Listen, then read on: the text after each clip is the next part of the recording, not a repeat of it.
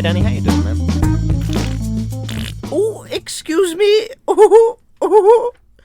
That's a thing they do in it. They fart a lot in That's this episode. fantastic. Yeah, I think that really was wonderful. I think, in fact, should we just start an ASMR channel? Is that the next step off the back of that? Hello and welcome to Raxacoricophalopatorian ASMR with me, Blonvolfel Foch. Yeah, I mean, perfect. Why aren't we doing that already? It's a gold mine. But yeah, this week we're talking about the 4th episode of the 1st season of Doctor Who, which is called what? Aliens of London? Aliens in London. Aliens in London. Wow, If there were aliens of London, they wouldn't be aliens, would they? that's a good point. No, it's all relative. Yeah, that's true. It was If written... we were on Mars, there'd be aliens. Sorry? If we were on Mars, there'd be aliens. Well, yeah, we'd be the aliens, I guess. And there you go. Yeah, well, yeah. So put that in your pipe and smoke it down. Come on. Another win for logic. It was written by Russell T Davies, directed by Keith Boak. I hope I'm saying that right. And it is starring Christopher Eccleston, Billy Piper, Camille Kaduri, and Noel Clarke, and a bunch of others. It's my favourite part of this series is when we start doing repeated credits and it's just like, oh yeah, these people are the big stars in it, and Yeah. who gives a shit about the others? That just really makes me laugh that that's the go-to. There's some guest stars, but fuck them. Opening statements. A great look at a First Contact-esque story in modern London. A really good one. Indeed. The first time in New Who where it felt like an action blockbuster, the return... Oh, Jesus Christ, shut the... Alright everybody, I'm going to be recording, I know. and everybody, it's their weekly parade, just about to start. Honestly, they plan it around this. They wait until... Right, okay, he's recording, right. Start the drums. Unbelievable. Right, the first time in New Who where it felt like an action blockbuster, the return of Unit and the template for Earthbound episodes that the Davies era was so good at. You're very right. It's the Davies era was sort of a... I mean, you said it in one, it's sort of an action thriller. Yeah. Really, like the Davies era was. And I quite liked Doctor Who being an action thriller. Yeah. It was as close as it could get to being like a Marvel film or something like that, where it's like Yeah. all the sort of pieces come together. It's like at the end of season 4, like the Stolen Earth, that's like, it feels like Endgame that, or like Infinity War or something. Yeah, you're completely right, yeah. That's a good point, yeah, because they are bringing together all those characters and it's all this overarching arc, all bringing it together all into one big thing, yeah. Yeah, it was done really well. But anyway, creepy room questions. 12 months and then they're allowed to sit on a roof together, but, Yeah, it is quite strange how after a brief argument, everybody's just chilling out. They're like, oh, okay, well, guess we're all back to normal then. She's been missing for a year, but guess that's fine. They don't take the Doctor into custody. No. Nothing at all. It's, completely fine. I mean, I suppose they wouldn't be able to, would they? Because she'd just be like, well, I wasn't kidnapped, so... Yeah, I was gone voluntarily. Yeah. And they'd say, well, why the hell didn't you call? So, well, it's my prerogative not to call if I don't want to. I don't have to fucking say anything. I can do what I want. I suppose that's a thing that you could say. All right, Ron Swanson, chill out. I know, fucking hell, Rose. Jesus Christ. Imagine if Ron Swanson was like a companion of the Doctor. Oh, that would be hilarious. I believe they are talking about Earth. Sadly, they are talking about the government, and I do not care.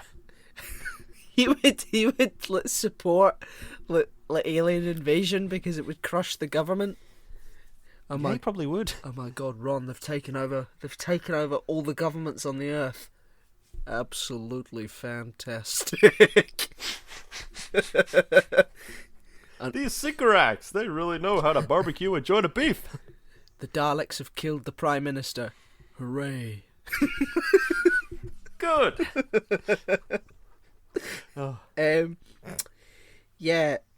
Poor Mickey again. Jesus Christ. Yeah.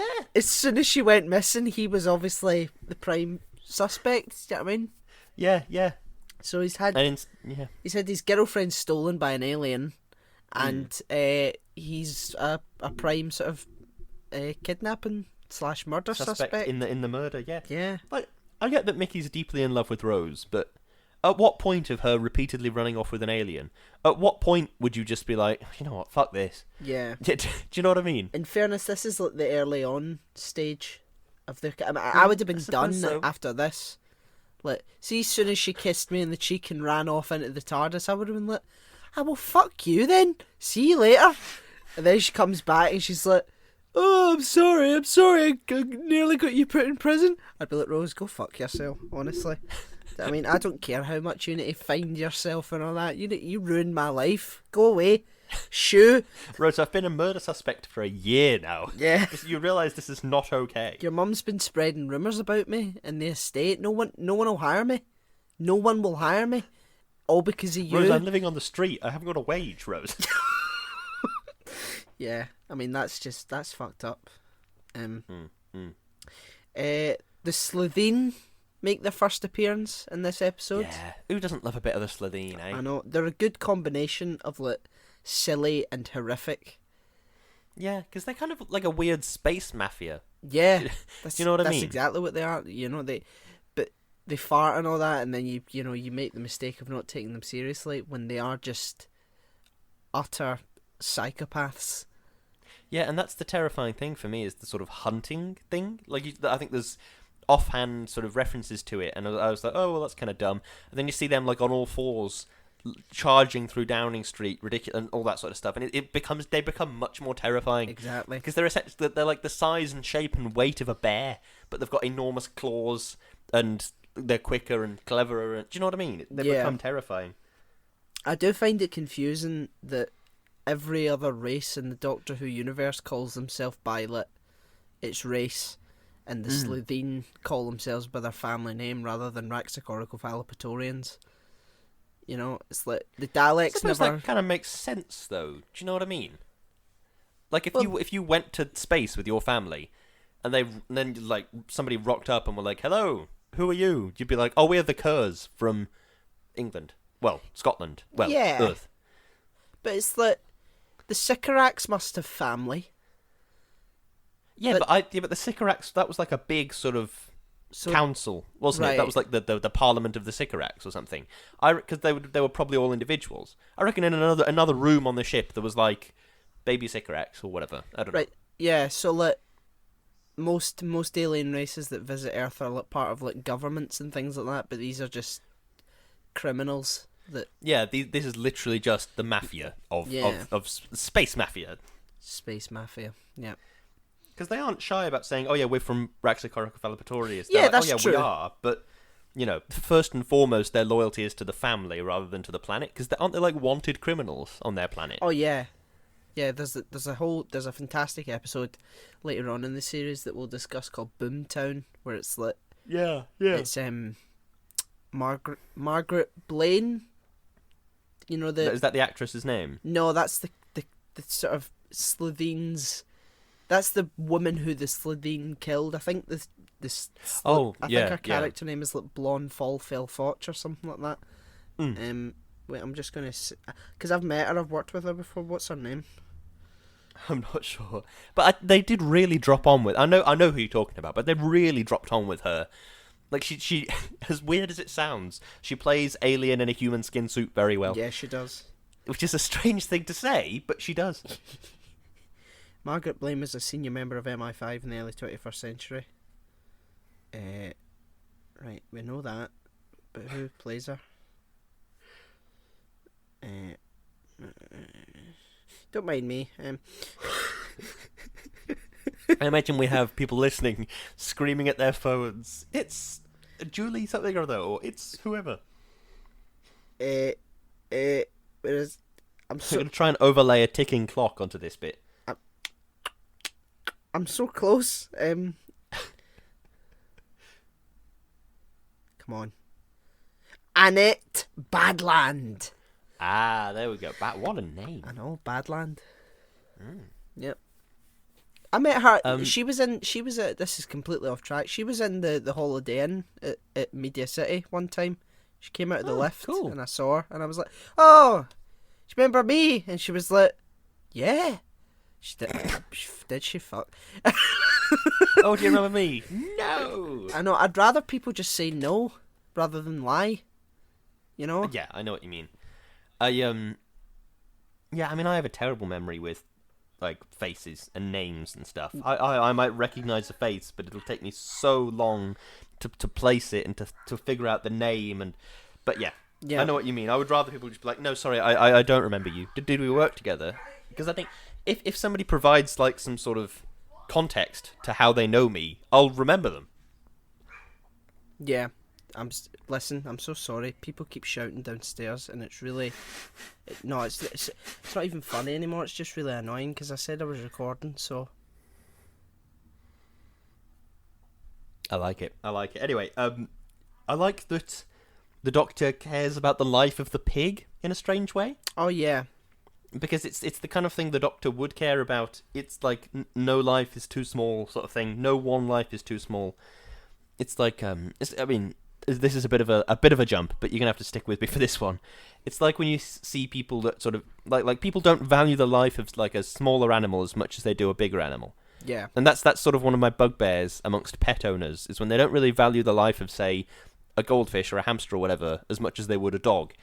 It's like, yeah, but you know, it's still a live thing that you brought into your house and care. You know what I mean? You named it and brought it into your house. It doesn't like. Just because it's easier to drop it and accidentally kill it or something, that doesn't make it less important. Exactly. Do you know what I mean? Yeah. So I like that the Doctor valued the pig's life. Yeah. It was sort of like, it must have been so scared. Because it had no idea what it was. It was just born into existence for that 30-second period. It must have been so terrified. It's a horrible...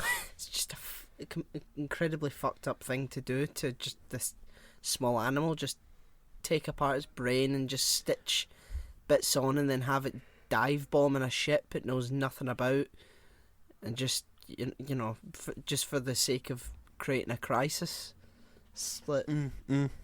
That's so elaborate, and it's just so messed up at the same time. Completely. I mean, do you think there would have been an easier way to create a crisis than doing that? I don't know, because it's kind of the same plan as what Ozymandias had, isn't it? Yeah. Put an alien into a city, and then everybody will be like, "Whoa, fuck, aliens!" It must be. Yeah, it must be pretty effective then.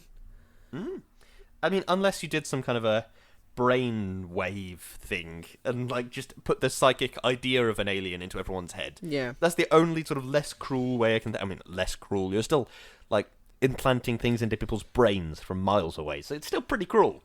But, like, that's the only thing I can think, maybe. I mean, it must... Or you make a robot and make the robot look like it's alive. Yeah. And is the robot alive? You get into, like, the whole... Is Data alive, or is he... Do you know what I mean? Yeah. I mean, I think that someone must be like, you know, wait a minute.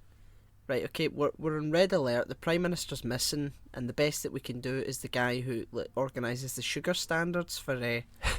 So, I mean, to be fair, the General did try and say, he was like, it's my duty to relieve you of your command, and then he gets killed, I guess, so...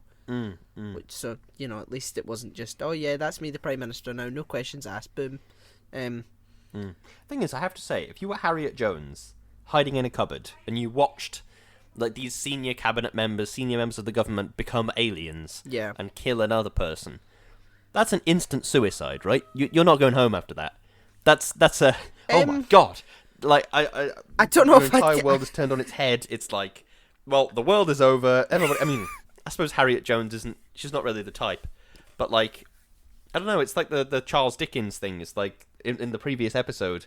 It's like, I knew nothing. I knew everything, and now I know nothing. Yeah. I think there are some people that would just be like, oh my god, and just, like, escape the cycle. Or try to, anyway. Yeah. I mean... Okay, suicide might have been a bit intense. That's probably not the right choice for that situation. I don't think I don't think she'd ever do it while she had to look after her mum. I think, because she was, you know, it's like, what is it she said? It's not the war that she's scared of, or even the aliens, it's the fact that her mother's on her own. It's like, I don't think she'd ever... you know, do that to her while her mum was still alive, sort of thing. Yeah. She's a great character. I love Harriet Jones. Yeah, I think she's she's a good great. character. Her arc like... goes from nobody knowing her to everyone knowing her. What's that that Captain Picard thing. It is possible to commit no mistakes and still lose.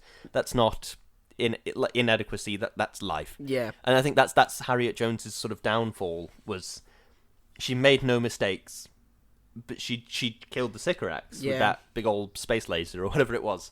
That which kind of was not a mistake in a sense. No, it was. I mean, it was. As David Tennant says, it was murder. You know. Yeah, it was murder, but my point is, it was sort of a reasonable choice to make at the time.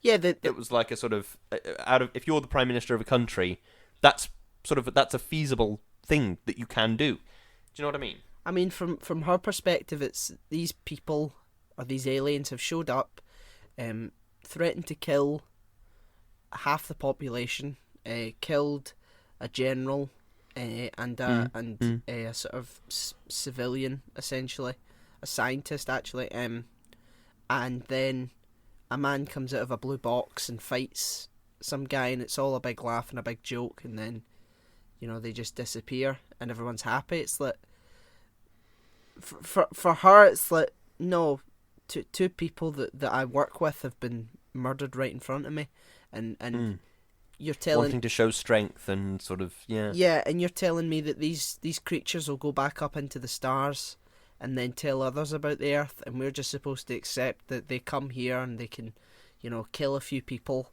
and then you show up and do the big sort of hero thing and then shove off again. And she says, I'm sorry, Doctor, but you're not here all the time. You come and go.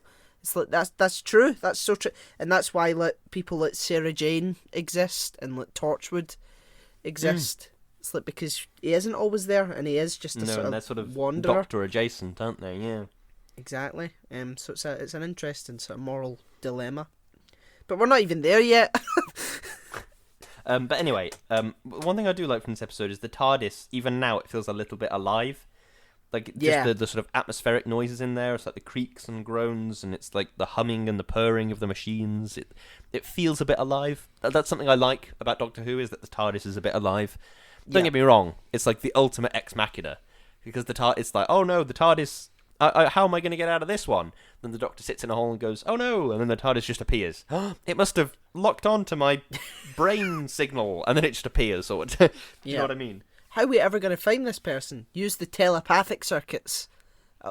The what? Yeah, I've always had them. Never used them, but I've always had them. Oh, God. So is the moral of the story that if somebody gives you an ID badge, don't wear it? I don't... I don't know if it's as simple as that. Maybe. Yeah, I mean, that's true. Next time we go to like Bridge House for 4 o'clock club or something, hand us a BBC ID badge. I'll just throw it on the floor. I'm not wearing it. Nope. Nope. No, I think I might just get like gently removed from the building by security. Just like, stop being such a weirdo, Lewis. Yeah. Come on now.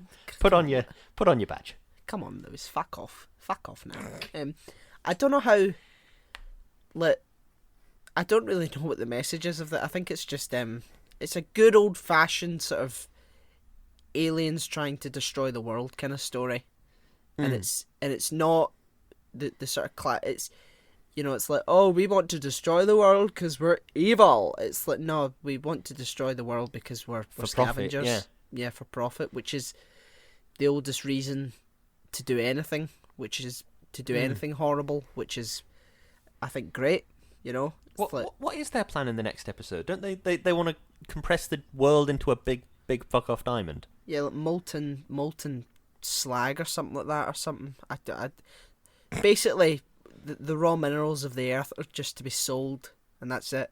So they're gonna start nuclear war or something like that, and then just sell the minerals off for profit. Which is, I mean, it's sort of, I think it adopts a more cynical, darker tone, because it's letting past the you know, the Earth would have just been invaded, and you know, it's just an alien race trying to occupy it, but instead we have these hyper criminals who just, no, we don't care about your world, we just want to sell the stuff that you walk on. I think that's even worse than just being occupied by something. I agree that does seem sort of somehow worse. It is a cynical sort of, you're right. Yeah. It's like the world in which Guardians of the Galaxy takes place. That feels like quite a cynical world. Yeah. It's like everything is just for profit. or not for profit. Do you know what I mean? Yep, I agree. I like that Mickey had such a shit hiding spot. Big old helicopter up above the TARDIS, and he runs and hides behind some bins. Yeah. It's still very viewable from the helicopter, and yet inexplicably they don't get him. Maybe they just don't care. Maybe they're just like, who's that? Oh, fuck knows. Come on. Who's that man behind those bins that's very obviously not hiding very well? Oh, who cares? Fuck him. They might just assume that, it's just a random guy walking. You know, let's just not bother him because he lives here and we don't want to be disappearing too many people. The thing about that disappearing is that implies it's like secret police knocking on your door at 2 a.m, then you get bag over the head and hustle out through the door sort of thing. But it's like big vans full of SWAT teams, helicopter overhead. It's not a very covert disappearing. Okay, guys, we need to be silent and stealthy in this one. And then... What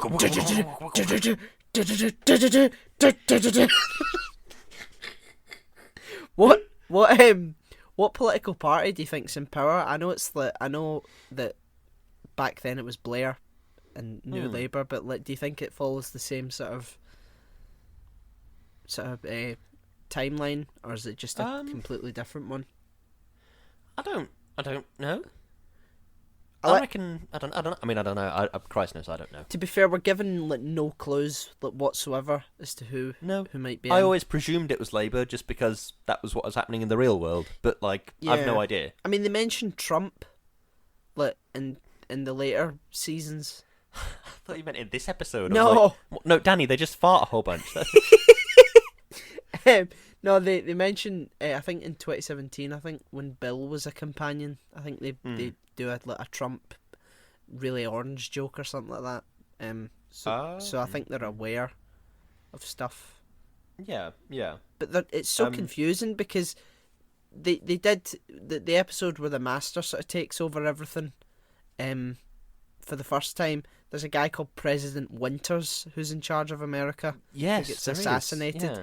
And then after that, it's Barack Obama that the Master sort of turns into when he takes over humanity again at the end of time. It's Barack Obama that's the president. So it's okay, that's a good point, because President Winters does get killed, doesn't he? He by does, the Tocquevane. And then, that's quite strange. You make a very good point there. Why not just, if you're going to have alternate politicians, because the politicians are not relevant to the story, really. No. Harriet Jones isn't relevant to the story in terms of a political alliance. It's just like her existence is relevant to the story, not her political leanings. Yeah. Yeah, I'd say. I mean, this is a big statement, but if I was showrunner of Doctor Who, yeah, no, I think if I was showrunner of any big show, I would just say, right, we're not going to touch on real life politics, other than like if we need to make a statement about something, then we will. Yeah. But let's just establish an alternate chain of prime ministers or whatever. I agree. I mean, the thing is, how often does it come up? You know what I mean? It's a sci-fi show. Or, like, if you're in, like, I don't know, Holby City, how often does the Prime Minister come up? Yeah. I mean, I think Doctor Who's a bit more political than Holby City. I mean, it's like, we're literally in Downing Street.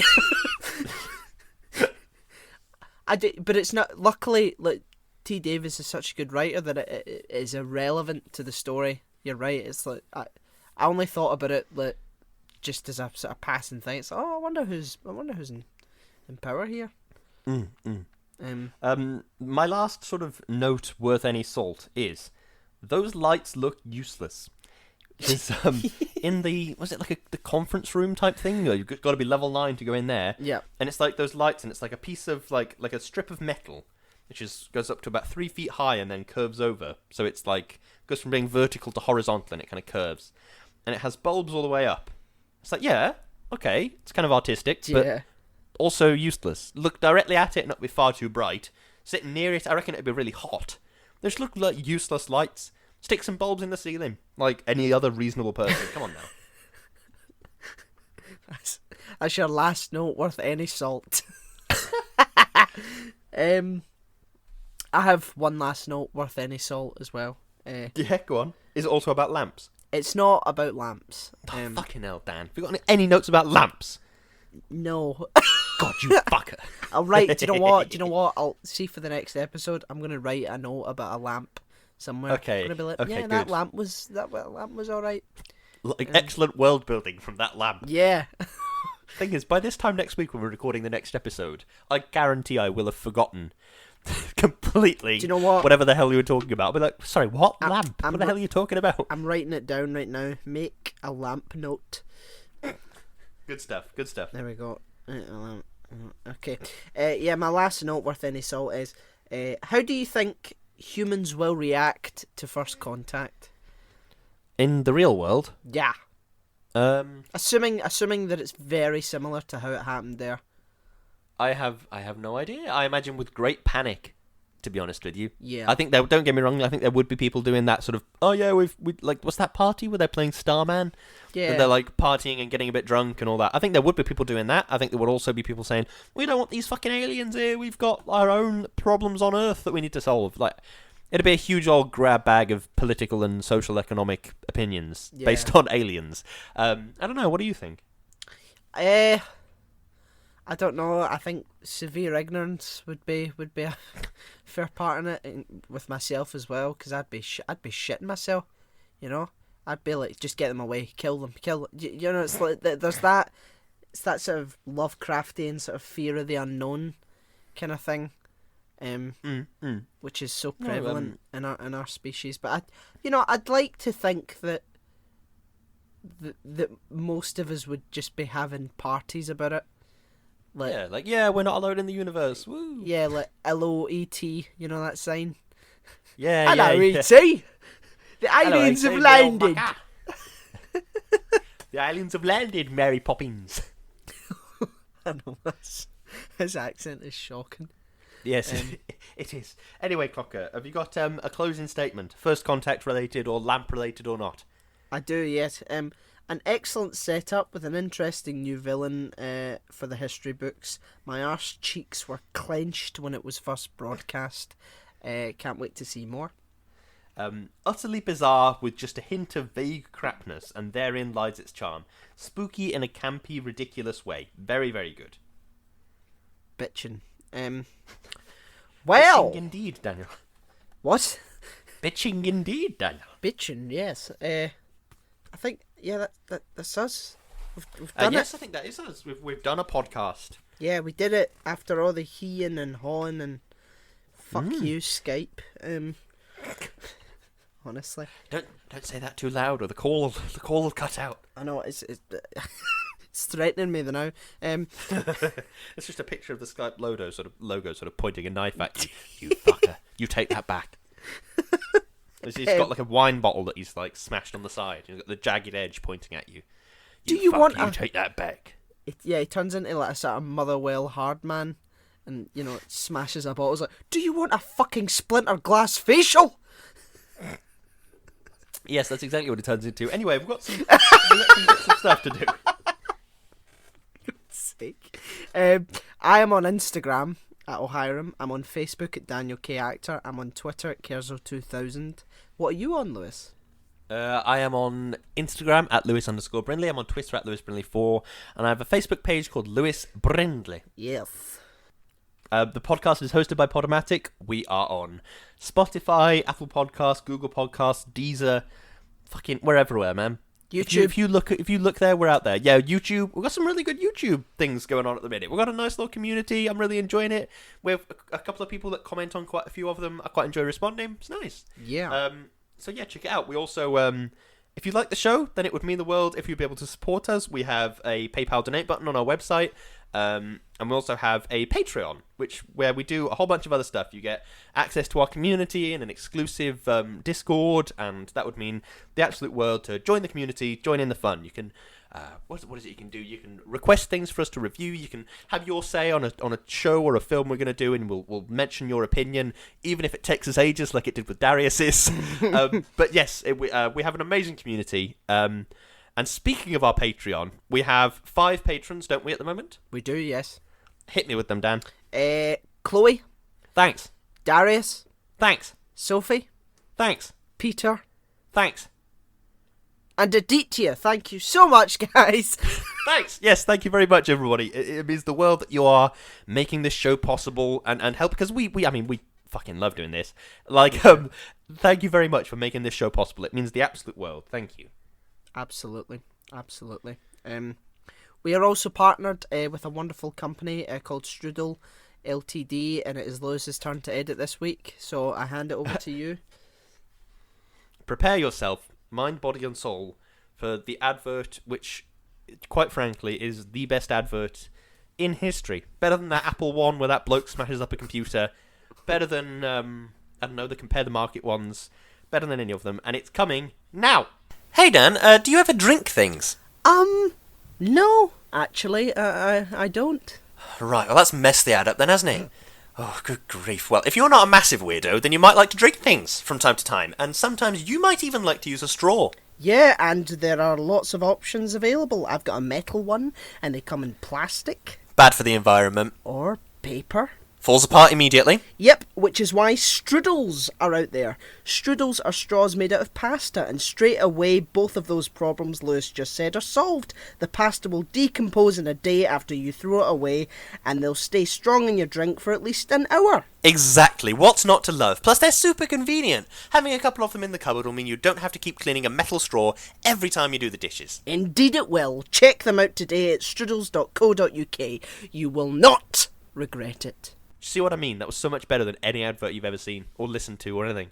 And the Oscar Incredible. goes to Shouting into the Void for the Strudel Ltd advert. Oh my god! Oh fucking! I like to imagine the what's his name? The opera singer that does those insurance adverts. I like to imagine him just sat in a chair going, "Fucking hell! I can't fucking believe this!" And it's just like throwing his takes off his bow tie, throws it to the ground. Fucking hell! I can't believe this has fucking happened. See, in fairness, I love how meta those adverts are about how really annoying he is. It's like he goes away for a while. It's like go compare, and then he comes back, and it's like, yes, we know he's annoying, and he starts going go compare, and he just starts fucking saying, it's like we get he's annoying, but he's back.